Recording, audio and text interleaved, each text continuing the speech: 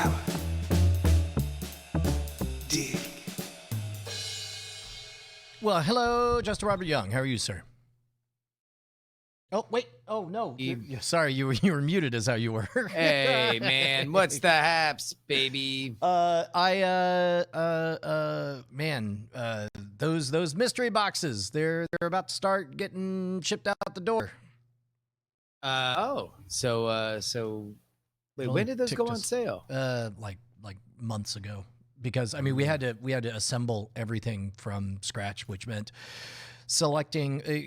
First, we have to find out how many.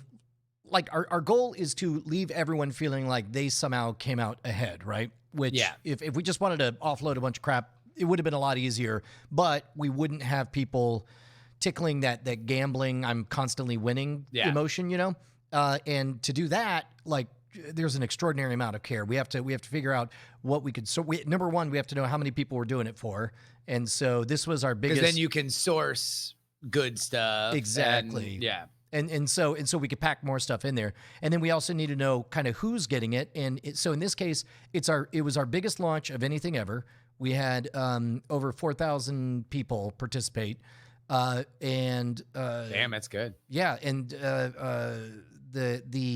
I had them run the numbers to find out how many of them are first-time purchasers versus repeats, and it was 50-50. So that changed the calculus. So it's like if half the people are like modern Rogue fans, and this is the first time they're ever buying anything from the online store. You gotta blow their nuts off. Exactly. So I think that we at 10 items would have hit the threshold of this is a very good value. I'm very glad I did it or whatever. But knowing that a bunch of people, this is their first time, it's like, okay, well, let's squeeze those margins a little bit tinier.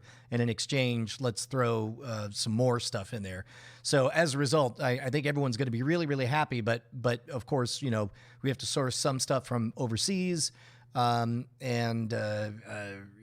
some spoiler alert, some stuff is custom made for us.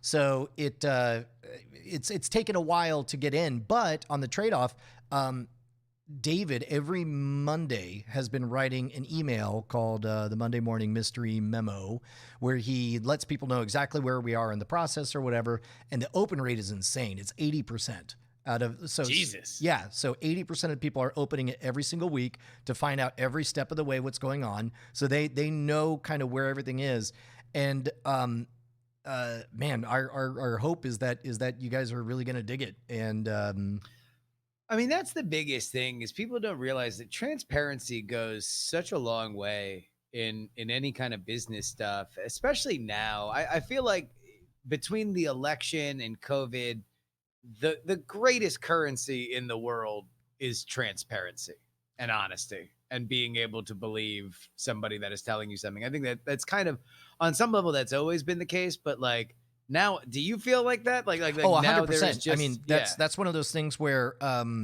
whenever possible, I'm constantly reminding folks, like, there should never be a single moment during the entire transaction, from the moment they hit go, from the moment they go to the website to the moment they receive the stuff, nobody should ever be confused. Nothing should be ambiguous, which is why, like, we had a bit of a hurdle because when you open the box, there was a brief moment where you would just have like a breakdown of everything in there, and I was like, we can't do that. We have to add a second piece of paper that's a personal letter from me to them, because like these are people in general, people on the internet are not accustomed to patience and waiting, and so what essentially everyone has done is blindly given me $50, trusting me to make them happy.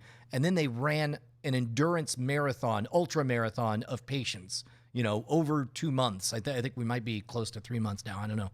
And we've been clapping for them every step of the way. It's like, we can't not have that same personal connection, that same personal voice. Once it lands. Right. Exactly. And so, but you're right. I mean, I feel like those touches really do matter. And, I mean, like, the only time that I really ran retail was when I was running Andrew's website. And like, the big thing that we had always agreed upon was like, if somebody emails, every once in a while you get shitty emails if somebody's like, what the fuck? I bought this at noon. It's now 5 o'clock Eastern, and I don't have the $5 thing that I ordered, because it's always cheap shit that people It really is, man. It's it. the weirdest thing. It's like, and that's how it is on contributions. Like the people least likely to accept their donation rewards were the more expensive ones. But what you realize is that, like, for them, if I responded within usually within like a reasonable, I'm checking my email next time, like, which I would estimate anywhere between 5 and 10 hours or something like that. If I hit them back with like, hello, thank you so much. Yes, this is delayed because we, let's say, for example, one of the products that we sold required me to go to Home Depot and get like transparencies cut and stuff like that. It's like, yes, it has been delayed 24 hours because I had to go get custom made transparencies for your order. It has been folded and it was in the mailbox in my zip code. By this time, I would estimate that it is probably going to be there in the next 5 days. It might be on the outside there in the next 10. If it's not there in the next 10, please email me back personally and we will send you another one priority. It's like when they had that, it was just, oh my God, thank you. Like all anybody wants is just that X-ray, even if they're mad, right? You guys are being proactive, which is even smarter, but it's like, if there's any moment of that kind of anger, you can just squelch it immediately with information. Well, and I think those moments of anger in general come from moments of ambiguity, where it's like you order a thing and it doesn't show up and you don't know, so you make up a story that well, I guess scam school is an apt name for this business. And it's like, and I've said this before, but it's like, motherfuckers, the only way you get to call your business scam school is by being impeccably honest. Yeah. Oh, totally. But in that case, like there have been people who that's what I strive for. And it's that same impulse we talked yesterday about Raise the Dead. In fact, the thing I did just before coming here is, we had two different people assemble mystery boxes in the way they thought they should be assembled. And neither one knew how the other one did it. And I showed up and I put on I just spent this money months ago and I'm finally getting this package. How do I feel? And I even totally sealed up. I undid all of the making of it to experience it as everybody else will at home. And so, and David and I must have spent like 20 minutes talking about the difference between the aha moment of like one packaging was almost certainly going to keep everything from rubbing on each other, but the other one, when you opened it, you got this aha moment of everything on display. And so the question is like, what's the better way? And we weighed the pros and cons. I don't know. It's on the one hand, it's a little bit obsessive, possibly unhelpfully obsessive, but then I watch like Defunctland and worked out being obsessive, meticulous seemed to work out for, folks like Walt Disney and Steve Jobs. Well, obviously, I mean, yeah, I think what the situation that you're at, you just want for a product that is about faith.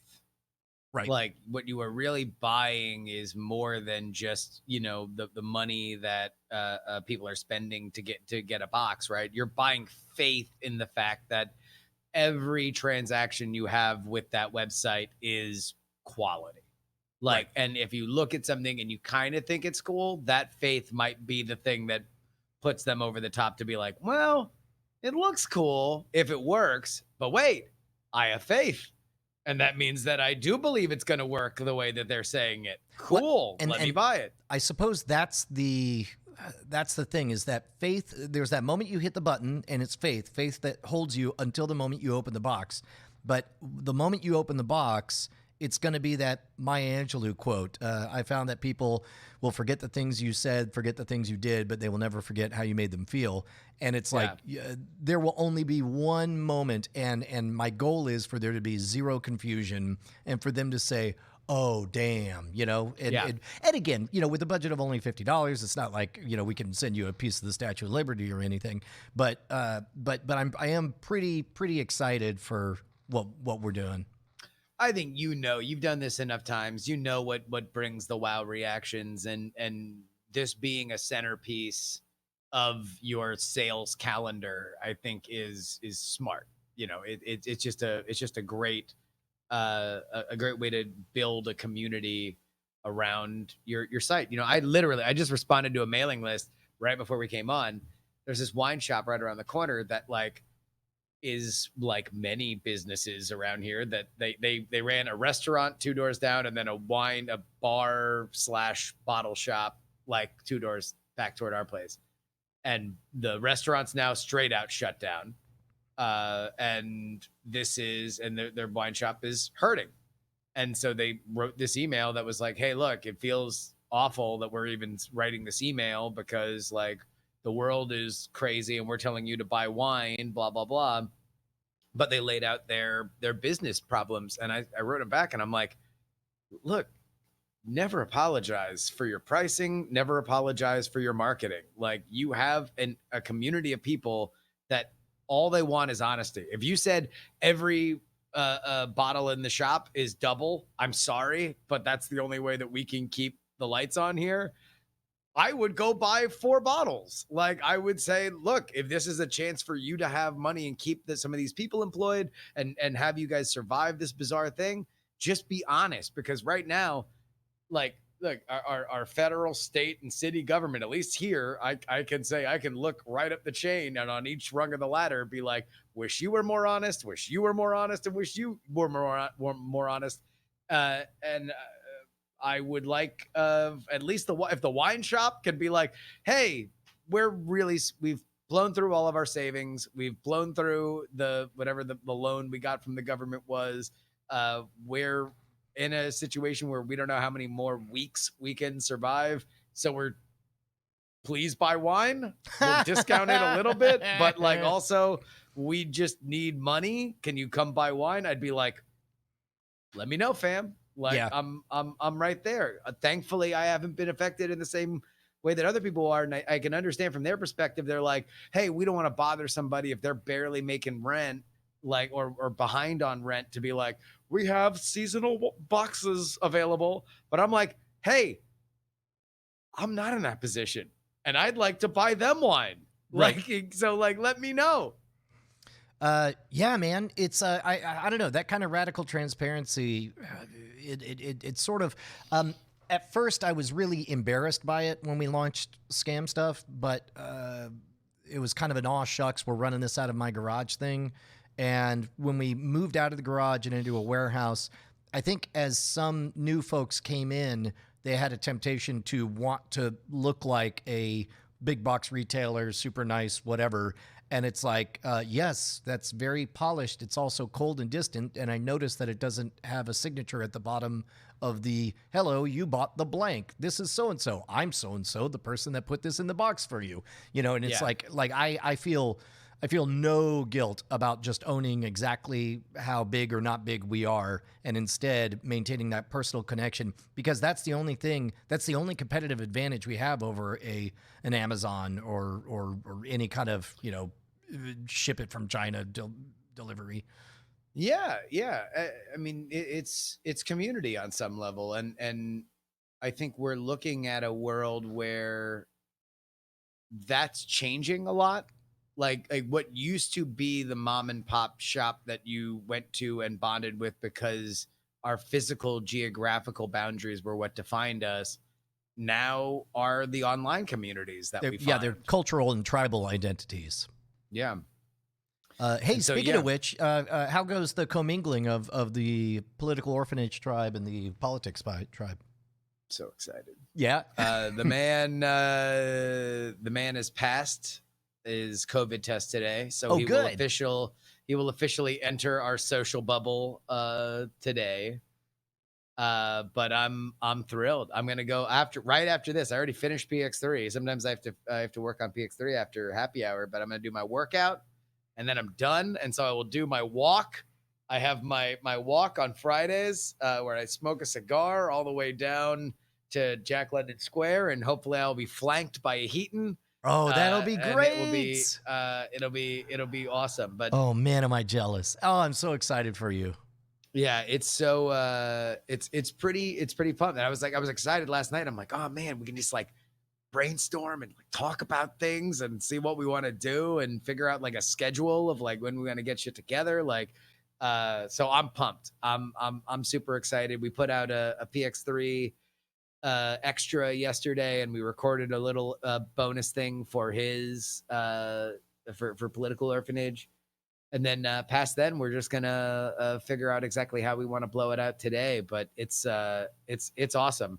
And I'll tell you what. Speaking of the most safe job in media, like the support on the Patreon has been next level. Wow. Like we were a week ago, maybe a little bit more than that, talking about crossing over 1,100 patrons, and less than that, we are now 9 away from 12. Wow. What's the Patreon plug? TakePoliticsSeriously.com. TakePoliticsSeriously.com. Which I did the thing that I hate. Like I went from a comedy show to now a show that takes itself seriously. So like Take Politics Seriously was initially A joke. A joke of like, look at all this horse shit. That's amazing, dude. 1,200 patrons. That's extraordinary.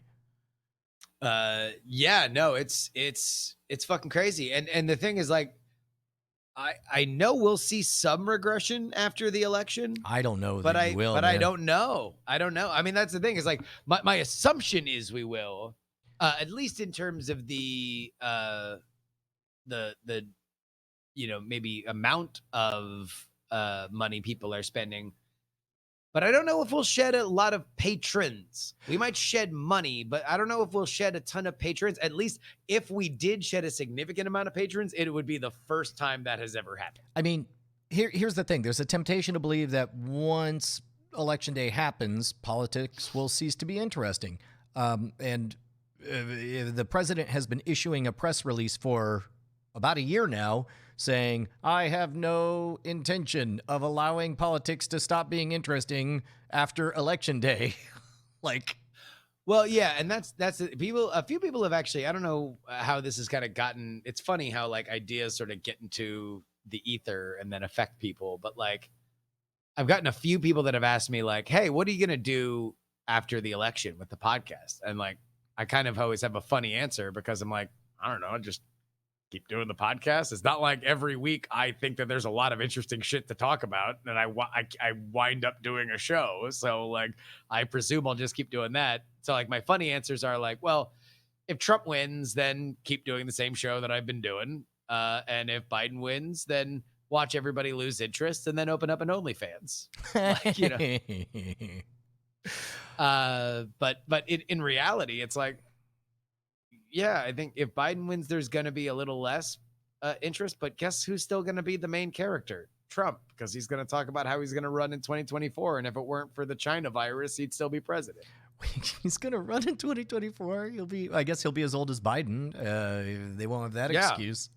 I mean, is there? I refuse to believe that if Donald Trump loses now, he will not run in 2024. Like, that's somebody show me the counterfactual on why that wouldn't happen. Yeah. Wow. That's crazy.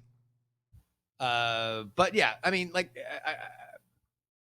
I think that if Biden wins, it'll be a different show. It'll be a slower show. I'll probably have to think of other things to talk about, some more evergreen topics. But then again, there'll also be like less of me complaining about dumb articles. Well, so, and, I don't know. You'll also have the opportunity to open up to, would you do interviews and stuff on the politics show? I do an interview every episode. Oh, I should listen more often. I mean, it's kind of funny because like with access to the main fire hose every single day of Justin Robert Young, I get the fully interactive. I almost fucking flipped out on my Florida friends because like I wake up to some fire of the moment. And like my Florida group chat is like fairly split between Trump and Biden people. There's like some Are they super cool Trump about people. it, or are they like everyone else? Oh, we've been friends since high school, so we've hated each other, but had an inability to meet new people for fucking 2 decades at this point. So like everybody's stuck with each other regardless of how much shit they talk about politics. Right. But I wake up to one of them being like, "Hey, Justin," or hey, Young, because there's another Justin. "Hey, Young, when you wake up, you got to tell me where your pulse is on this election." And I'm like, dickhead, I do fucking like 10 hours of content every week. I do a newsletter, I do live streams, I do podcasts. They're mostly all for free. Like, and also, if you guys ask, I just throw the fucking my RSS feed in there because I've known you all since high school. But then I'm like, fuck it. I just know. Look, I do 4 media things. I do a podcast, I do live streams, I do a newsletter, and then I do personal consultations for the people that I know the closest. And I don't blame you at all. But it is funny though. Like, of all the people that I talked to, like for example, I was texting with Ali Spagnola, and it's been a bit since I've been talking on every media platform that I have about having COVID and what it's like and all that stuff. And yet when she texted me like, "Hey man, how's TikTok going? What this, that, and the other?" And I was like, "Oh, well, between TikTok maybe going away and me getting COVID, I haven't really had a chance." And then she's like, "What?" And so it's like, of anybody, the people I least expect to see any of my stuff is other media creators. Yeah, I as soon as you get really dialed in on your own stuff and you realize how much your enjoyment of other stuff slips away, that's when I stopped getting upset with people not watching and listening to the shit that I do. Number one, I just do so much of it. And number two, it's like, I know, I mean, hell, like we were working on a thing that had me going through the Modern Rogue channel to find a certain sound clip. Yeah. And so I watched a bunch of episodes and I was like, "Oh shit, Modern Rogue's really good." Like, because I don't fucking watch it, right? Like, but it was just one of those things where I was like, and I was looking through different eras of the show to try to find the kind of clip that I needed. Yeah. And I was like, "Oh wow, it's really grown. Oh Yeah. look, they're like introducing other members of the team as like other elements of the like wider world. Wow, this is all really well done." Like, if anything, it was too well done because the clip I wanted has now been like transmogrified in like over time 14 different like ways. And I'm like, fuck, I gotta go back. Fuck, I gotta go back. And eventually you go back and Brian just gets skinnier and skinnier as the time machine goes backwards. That's in your head. No. You haven't changed. No, yes. Well, I appreciate that.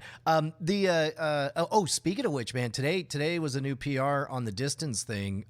I did like a 2-mile walk and then hopped on the bike for an hour, and then I just started jogging, and then I saw this sign that I hadn't seen because I'm running in the neighborhood across the street, and it said something loop, and I'm like, yeah, it said 0.5 miles, and I thought that meant it was a 0.5 mile loop. I'm like, yeah, I'll do this little side loop.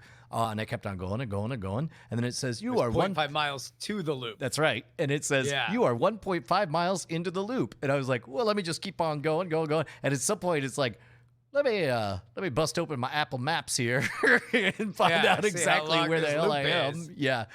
So because of that, I ended up doing after the bike ride I did 10 miles bike, because I was like mile 7, and then it's like, well, I have to turn around and go back now.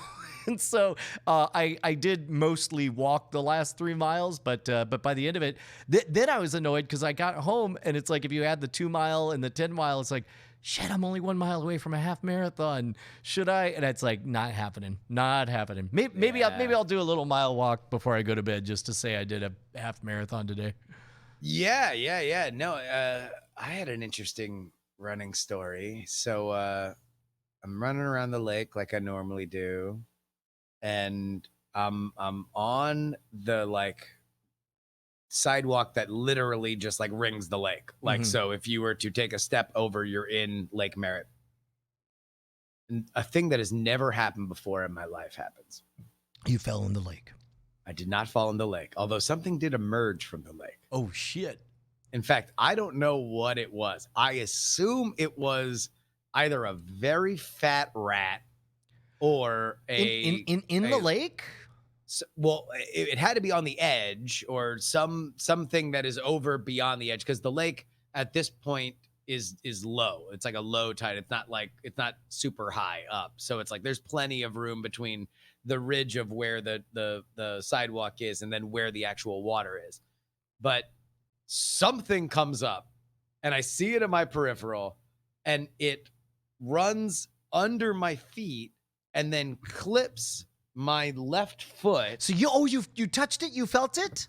It hits my foot. Like it runs into your foot. I presume, yes.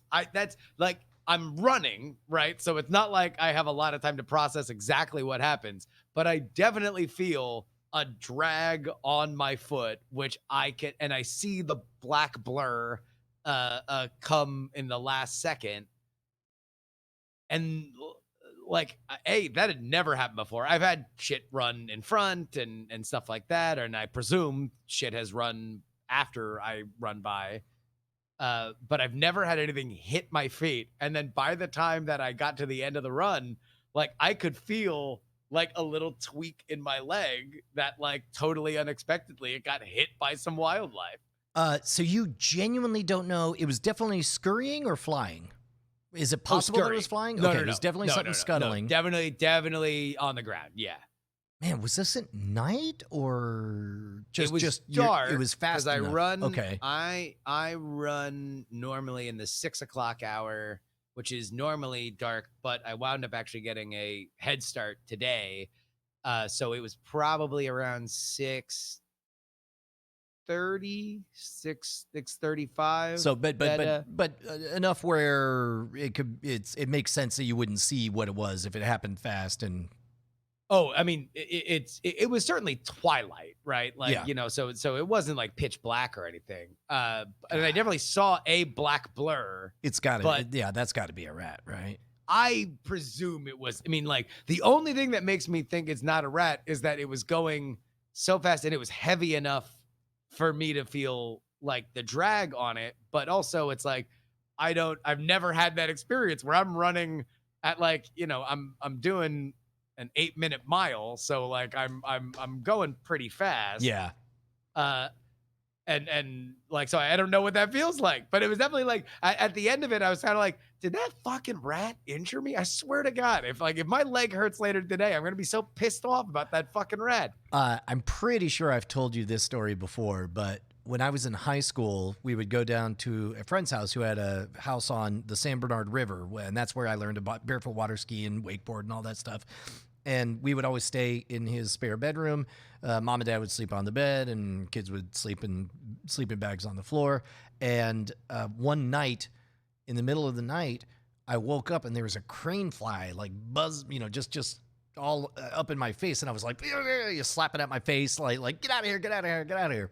And it wasn't until not even the next day, I want to say it was like later in the week, that I pieced together, I don't think my entire visit, I ever saw a crane fly at the river house, but I did see a lot of cockroaches. Oh, damn. Oh God. Like that retroactive horror was just awful. That's one thing, man. I feel like I've got a lot of Florida man traits. Like I have a cavalier attitude toward hurricanes. I have a lax concept of what is really drunk driving. Like there's a lot of Florida in me, but the one thing I was never able to develop a thick skin on are roaches. And Yeah. they are massive in South Florida, and they fly like they are terrifying. I mean, creatures. they're I am the girliest girly girl when it comes to big ass roaches. I mean, they're practically like those giant scarab beetles. They're Oh yeah, no, they are no joke. When they come out of the Everglades, those roaches are like prehistoric. I'll tell you what I'm utterly, amazingly cool with. Like I can't get enough of them. dragonflies. I mean, obviously fireflies, but that's a luxury bug. But outside of that, love firefly or dragonflies of any size. I mean, my favorite are the tiny little blue ones, but even those big honkers. I can't believe it was like 25 years of my life that I went through where I finally figured out that the four-winged variety, or sorry, the double-decker ones were currently mating. Like, I never, that's one of those things that you don't really think of when you're a kid. You're like, oh, there's two of them together or whatever. Brian, number one, are you aware that the president of the United States of America went 3 hours with Rush Limbaugh today? What? The full 3 hours. How were those not the first words out of your mouth? Okay, walk me through the whole thing here. Well, I didn't listen to it because I was live, but there is one clip that you need to hear. Okay. And people can. The president of the United States dropped an F-bomb live on the Rush Limbaugh program today.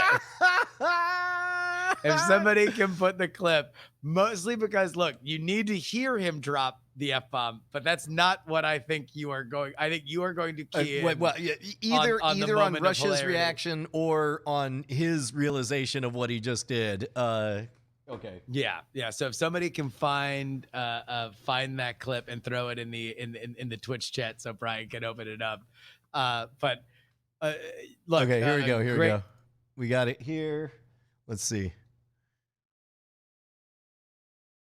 Right. And Iran knows that, and they've been put on notice. If you fuck around with us, if you do something bad to us, we are going to do things to you that have never been done before. And Iran knows that, and they've been put on. That sounds like a come on, right? But look at Rush's reaction. Just nothing. Like he has no reaction whatsoever. I mean, I assume that he's out of fucks to give at this point. Oh, I mean, that's what I love about it is between whatever. And Iran knows that. Oh, sorry.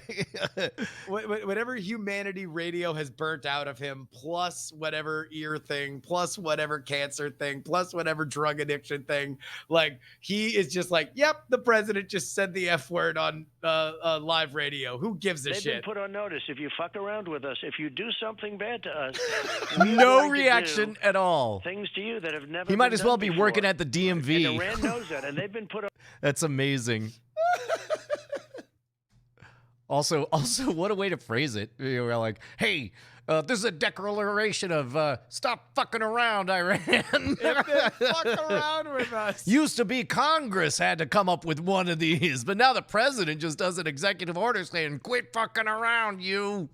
Oh, my God. But yeah, 3 hours, which means he sat through every ad break and came back. Every ad break. That's the thing. He sat through local news. Do you know how many sleep train ads that motherfucker had to hear while he's like on the phone? And you know that dude has just a landline phone up to his ear the entire time. 3 hours with the mouthpiece gaining condensation and his ear sweating. Oh man, that's amazing. No, Eagles exactly. It won't affect him or his voters. I'm not here to break down the electoral ramifications. I'm here to be excited gawk about at the fact that a sitting said, president sits around like it's fucking Howard Stern, and he just rolled in after a bender after doing the Comedy Cellar and is going to hang for the whole 3 hours. I mean, to be fair, like that is his greatest strength, is that he knows what that means, and he knows, you know, that it's like, yes, it is weird and humiliating, but he also knows that everybody that listened with rapt attention for 3 hours are like energized like never before. Yeah. So as a matter of fact, we just got rated by Good Day Internet, and I feel like we have to bring them up to speed on what we're talking about. This is on the Rush Limbaugh program. Right. And Iran knows that, and they've been put on notice. If you fuck around with us, if you do something bad to us, we are going to do things to you that have never been done before. Right. And Iran knows that. Oh man. You could hear kind of in Trump the realization like, that's right. Oh yeah, no. He reset immediately. It's like, if you fuck around, if you do something bad to us, like. Oh, We're going to mess with you in ways that you haven't even imagined. I know. That tip tapping you hear are hundreds of MAGA folks changing their Tinder bios. I will do things to you that have never been done before. Oh, yeah. There's 3 hours. So he's doing 3 hours today on the Rush Show. I don't know if he's doing the full Mark Levin show, but he's apparently doing part of the tour. A significant portion of that show. Then tonight, live on Fox News, he's getting a physical. What, live on the news? He's getting a physical?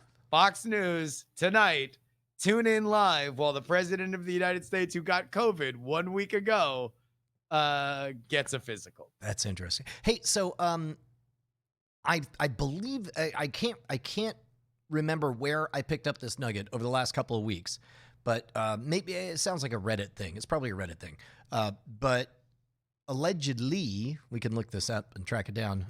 The FCC rules say that if you say the word fuck as an exclamation or in any context, there is no penalty, or there can be no penalty, or there is no penalty unless you mean it to have sexual intercourse. Like, I fucked her will get you $100,000 fine, but holy fuck will not. Or as the president said it, if you fuck with us. Like, obviously that's not meant to be, like, fuck with is different from fucking. Yeah, I mean, I guess that makes sense. Like, that you're not. I guess pornography is the larger. Yeah, FCC is really concern. And that's also the MPAA is the same way. Like, man, America's weird about sex. Our puritanical background, boy, do we not like sex. We'll watch 1 billion heads explode before we see one boobie. Yeah, one nipple. Girls' nipples, evil. One nipple. One nipple. Yeah, Chris Hemsworth, both nipples. Yes, like because we know there's a donger down there. Yeah, Jessica Biel. No, if he ever loses that donger, though, if his Audi becomes an those innie, nipples get away. Those nipples away. What are you doing? Nipples. We're the MPAA boys. Hey, you better. If I see a nipple and it doesn't have a penis, it better explode. Me and my brother, my name is Marty Paul, and this is my brother, Paulie Mart. Arthur Ashe. We're the MPAA boys. Oh, got it. Arthur Marty Paul, Arthur Ashe. That's right. And you want to know why we hate nipples? And we lift up our shirts and we just don't have them. We're like, exactly. Fuck all y'all. Like we have porcelain two dolls. ever-present explosions. Like we lift it up and we just have budding roses growing out of our nipple spots. You will feel our pain by way of our restriction. Isn't that right, Arthur? That's right, Marty.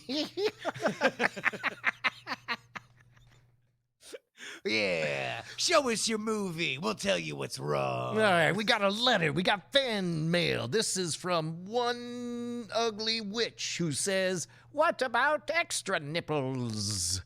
I don't like them. Unless, let me write back, penis question mark. Yeah, just like, here, I'm going to write a letter back. Dear sir or madam, please grow a dong and all will be well. Sincerely, Arthur Ashe and Marty Paul, MPAA.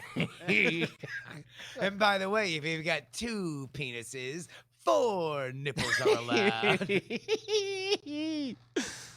And a butthole of your choice. You may place it anywhere. And a wild card butthole. MPAA boys are willing to make a deal. If you had to add another butthole to your body, where would you put it? Like just right next to the current one? Armpit? Elbow. No. Elbow. Wait, where everyone could see it? And I'd wear shirts. You would go up to people who are like having an ice cream social, and then you just squirt from your elbow. No. All right. So number one, here's what I'm thinking. Right, if we're going for utility on an extra butthole, wouldn't it be nice if every once in a while, in situations where you didn't want to pop a squat, just dispense that shit into a sink real quick. Just run the water, squirt some soap into there. None will be the man, wiser. I don't know, man. Okay. First of all, two things I could think of. Number one, I lean on my elbows quite a bit, and I wonder how the sensitivity of that would feel. Although you would be able to scratch it. You might be describing a feature, not a bug, my brother. Yeah. Second of all, it does change the context when you see something interesting and you elbow your friend. Yeah. Yeah. Well, I mean, obviously, you'd have to keep it clean, and I would just wear half sleeve shirts, like just all those shirts that kind of go down over the elbow. Yeah, I don't know. I might do the top of my left foot. I'd have elbow pads. I would just always wear elbow pads as if I were in roller derby. I might do the top of my left foot like near the front, so when I'm wearing flip flops, it's not visible. I don't know why. It doesn't matter. Why would you want the foot? Like where? How? So you can stick your foot in the toilet and shit? No. Oh, so I like. Well, what's funny is I'm thinking of a specific incident of like disrespecting an enemy by just putting my foot over him and taking a dump on him. But then it's like, how often have I ever combated an enemy to submission and then wish that I could also defecate on him to humiliate him? So now that I think about it, that's probably not the most utilitarian use. Yeah, I was gonna say you butthole. shit anywhere like 1.75 times a day. Yeah. At the very least. That's where I would think the utility of an extra butthole would come in. Yeah, you're right. That and going on tour to show off the man with two buttholes. God damn it. It always ends. It always ends with the fucking carnival for Brian. It always ends. It's always it's the carny in me where it's like God. I can't not there's no hypothetical question that involves body modification that doesn't end with Brian pricing out what the tours would be. Oh man. So so when can we expect the heatening the content to start dropping? Because I know that yesterday we had one episode where we were like socially distanced and wearing masks and stuff like that. But I would presume beginning next week. And are you going daily or? I mean, for the $3 club, I am effectively daily now. I did an emergency episode last Tuesday. This Tuesday, we actually have a full-on co-production between PX3 and Daily Tech News Show, all about a proposition out here in California called Prop 22 that could have national ramifications should it fail. Mm-hmm. Sorry, I just had. I remembered something that I wanted to ask you about. I was done. Oh, okay, good. So go ahead. Okay, so I got something that's political, but has nothing to do with the election. Any election.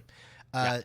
Part of COVID is a lot of businesses are going through tough times. I don't know if you read this or read about it, but Southwest Airlines, one of their little nuggets has been that they've never furloughed or had firings of people during any hard economic times, up to and including 9/11. When 9/11 happened, they put out the thing. They were like, look, man, this is unprecedented. I think you know that. We know that. We don't want to fire anyone. We're going to allow everyone to volunteer to cut their hours or cut their pay. And so it became kind of a culture thing where everybody was like, yeah, man, I'm on board. I'm going to do it, whatever.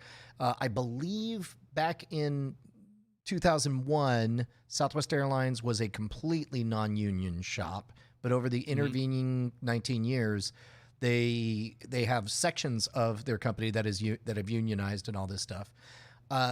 And so Gary Kelly, the CEO, put out a statement. Now, I'm going to get all these numbers wrong, but I believe he said, this is unprecedented times. We're all doing the best we can. We've had some federal help that has gotten us this far. Obviously, we have a ways to go. We don't know if there's going to be any help coming from the government. So effective blank time, I forget when it is, either now or at the beginning or the end of the year. He said nobody will be fired for the rest of this year, for certain. Starting on January 1st, I'm pretty sure, all senior executives, all executives are going to take, it was a fairly significant pay cut, like 20 or 30%, I think maybe 20. And he said all non-union employees will get a 10% pay cut. And now this is the question I have for you. And then he said, it is our hope that the union employees will match that so that we can, because if you can union, we can avoid laying anybody off for at least a few more months. And so the unions are now placed in a position where they are flatly told either agree to a 10% decrease or people are going to get fired. And the union's initial response was something along the lines of, it took us this long to get this agreement. Giving up any concessions is not really our jam, which is a way of saying, get bent. We're going to continue to accept full pay and not play ball. And I was curious if you had heard about this or if you had a bet, a sort of.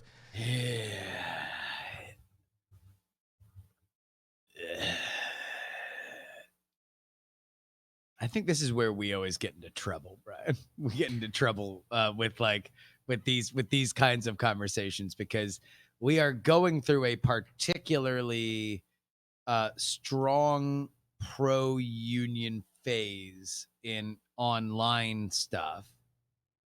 There's a lot of places that are unionizing that have not been unionizing, and yet I think it is safe to say for us who have independently winded our way through the wilderness and watched horrors, financial and others, pop up, sometimes we are befuddled by some of the choices that union leadership often makes. Well, and I think that's the thing is that traditionally, you know, the business school advice is you just fire 10%. Those people will be upset. They'll understand, whatever. But like Southwest has an unbroken record since its inception. And that's one of the things is Southwest has indoctrination is not the right word. They have a way of getting people infused in their culture. Like it's remarkable to me that Southwest weathered the storm of 9/11 by just asking people to volunteer to take less money. And they made it. And again, I don't have a dog in a fight. You and I have one mutual friend in Captain NG who works at Southwest Airlines. Last we knew, so I guess I'm mainly curious whether or not their streak will be broken now, and whether or not it was a savvy move for Gary Kelly to basically say this isn't up to me, this is up to the unions. Whether or not we break this streak. I will say that I don't know about this story and I don't know the details beyond that. I do know that collectively bargained agreements are hard to go back on. It's hard for the union leadership to say, hey, we fought for this, we sacrificed for this, and now we're going to give back on it. But and this is where I think we wind up getting into trouble, mostly because, you know, you have employees. I don't, but I think both of us come from a school of our own self-reliance where, like, we want the perfect world is one in which employees and management are copacetic. And there's everybody can share each other's burden. Everybody plays a part in the cycle and you go forward. Not every business is like that. And not every union does things smart. So would I say in this particular case, would the Southwest Union be smart to say, hey, look, in solidarity with our non-union people that we are going to give our option to our members that if they want to take a lower thing, we can. Whether or not that's possible, I don't even know. But will they do it? The history of unions says once you negotiate, then you don't give up. That's interesting because now I'm realizing that it's really a culture war because there was the established culture of pre-union Southwest, whatever, but Southwest got very, very large. And actually in the chat, they're pointing out that maybe some of the unionization happened with the AirTran acquisition because AirTran was a union shop. They did have unions, so I wouldn't be surprised if that was around the time that it happened. But again, that's me not knowing anything. but also unions have a culture of solidarity, of we don't give an inch, and union leadership. So, man, I feel bad for the union employees who feel caught in the middle of two different cultures. Who they're obviously loyal to Southwest, and I bet there's a lot of people who want to, would be happy to take that pay cut to keep, this airline that they have a lot of pride in flying and keep that unbroken streak. But then again, or maybe they don't. Maybe they're like, hey, Right. I don't give a rat's ass. Like, this is a boss, same as any other boss. Sure, this boss seems to care maybe a little bit more, but and at least they've had stable leadership for the last several decades. Yeah. But like, at the end of the day, who gives a rat's ass, man? Fuck you, pay me. Like in the chat, Agent Doso 24 says my livelihood is tied to SWA, so he or she is really excited for this to get resolved. Man, I can relate. For a good 20 years, my entire business model was based on me having a companion pass and being able to get 200 to 300 pounds of Magic Show flown to anywhere in the country on Southwest Airlines specifically. So I've been exactly in that position where, hoo boy, that'd be a nasty thing to suddenly not be able to make shows profitable. The other thing is that there is the view from within a union is that if you are doing a similar job to somebody that is a union member, but you are not in the union, you are freeloading.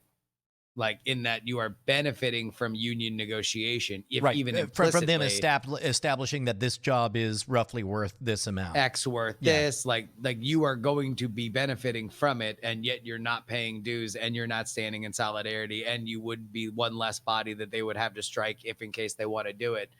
And that's another culture element, right? And so like for them, they might be saying like why would anybody, want to voluntarily give back this money? Like if the management wants to do that, they're commanding a lot more than, people who are making boots on the ground, scraps. Like, so yeah, it's tough. It's tough.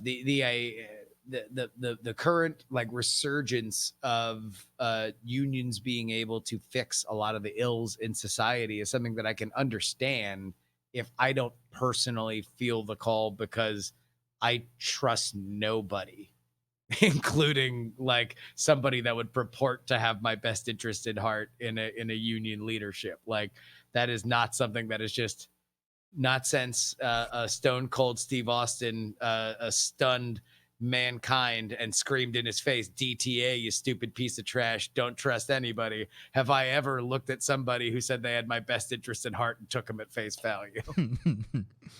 So you don't want to log just a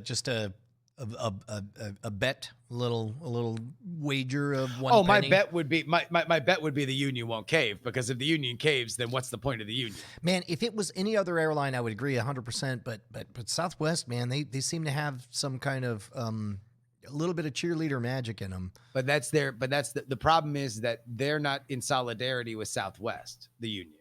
Yeah, the union's in solidarity with every other airline worker, say across other airlines.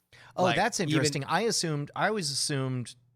Wait, do they do that? Do unions? I guess so. Whether or not they are specifically in the same thing. Yeah, in the same organization. It's the same reason why like actors guilds or writers guilds or whatever. Yeah. You'll see all these blogs that are starting unions that they all retweet each other. They all are like, welcome, comrade, to the the Ringer Union, the Bon Appetit Union. They all speak in they Russian literally accents. say that. Oh, no. That was that's I forget what other union, but it was like the Ringer Union that I follow, and they were like, welcome, comrade, and it's a little tongue in cheek because they're a bunch of writers, but it's like. I think that's their calculus. Their calculus is not, how can our people benefit Southwest and non-union Southwest members? It's how will our decision to cave on something affect people in Delta and United. And yeah, sure, Southwest might be one of the better places to work compared to those other places. They might have a better relationship with management, but that doesn't mean that like they're looking at it on a far more global level, that like capitulation to management equals the eroding of the workers' power. Did I tell you the story about my friend who runs a t-shirt shop, how he called the union saying he wanted to join? Did I? Yes, but it's a great story, and you should tell it again. So a friend of mine calls I won't say where or what, because I don't know if I have permission to share this story, but he calls the local union and he said, hello, I want my shop to unionize. And they say, wait, so your shop is unionizing? And he goes, yes. And you own the shop? Yes. And what do you do? You're like, we make t-shirts. And he's like, okay, so your employees are organizing and they want to join the union and you want to stop them. He's like, no, I want them to be a union shop. And they're like, I'm sorry, what? And so so he does it, but his whole plan, and I guess it worked, was he wanted to print all the t-shirts for all the other unions because they all have to have local whatever, and they're not going to go to a non-union shop. And so sure enough, he gets all this fucking business from the unions by unionizing his own shop. Yeah. Brilliant. It's so I love that story. I just love the idea. It's like, hey, guess who needs a new shirt for every picnic, every get together, every strike, every scab line? Like, all you people. And I've seen the lot of you. You need more than one because you don't shower often enough. Yeah. Man, I had a whole batch of shirts that came in late because, like, for the first time, I think we might have talked about it on the air, but I was watching when the Cubs were when they were going to win the World Series, and I'm sitting here watching the game because it directly affects whether or not I get my t-shirts in time. I'm just like, hurry up and lose, assholes. But sure enough, they win. I'm just like, God damn it, my t-shirts aren't coming for weeks. That's so funny. That's so funny. Man, we're up against it. Good times. Hey, a great return to form now that we are back on happy hour regularly again. I felt good. Felt like coming home. I guess was it 2 weeks ago that we had our first post-COVID happy hour? Yeah. No, this. Well, yeah. Today is the 2-week anniversary of our doing any kind of happy hour. Well, no, yes, we did one just to say I'm alive, just to say you're alive, right? But this was the first week that we did the full slate. Yeah. Well, thank you to everybody who hangs out with us. Tell your friends, man. I've been thinking about it. One thing that we haven't been big on is proselytizing. You know, it's like we got a cool clubhouse and we love our community. I wouldn't mind if we found a friend and brought him in, got a little bit bigger. Yeah. This is the part where I run my mouth without paying attention to the words I'm saying while I go ahead and set up the outro and I say, we love you guys. We'll see you next time. Bye, folks. Oh, wait. Oh, and then I messed it up anyway. Doggone it. Next time. Happy hour.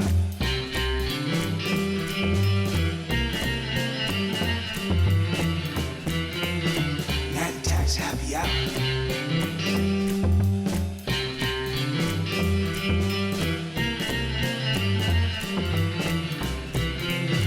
Antics happy hour.